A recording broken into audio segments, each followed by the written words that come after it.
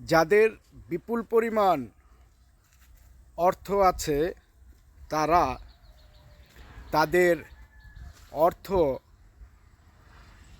বিনিয়োগ করে তারা ক্ষতিগ্রস্ত হলেও তারা ক্ষতির সম্মুখীন হয় না।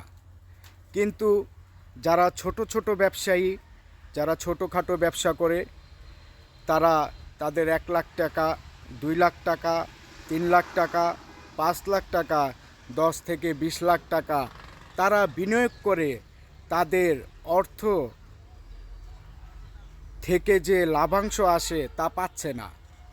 দেখা যাচ্ছে তারা বিভিন্ন কিস্তি, ব্যাংকিং খাত থেকে লোন এবং বিভিন্ন পর্যায়ে অর্থ জোগান নিতে গিয়ে তারা নিঃস্ব হয়ে যাচ্ছে।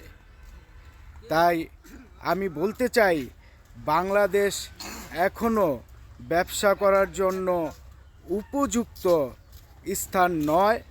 আর আমরা দেখতে পাচ্ছি বিভিন্ন ব্যবসায়ীরা এরকম ছিনতাইকার, চাঁদাবাজ, এরকম বিভিন্ন অনিয়মের কাছে জব্দ হচ্ছে।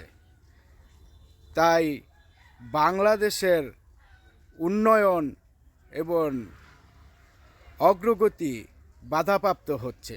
তাই বাংলাদেশে যে ছোট উদ্যোক্তারা আছে তারা উদ্যোগ গ্রহণ করে এরকম ক্ষতির সম্মুখীন হওয়ার কারণে তারা পিছিয়ে আসতেছে। এরকমভাবে যদি চলতে থাকে ব্যবসা ক্ষেত্রে কেউ আর বিনিয়োগ করবে না, আর কেউ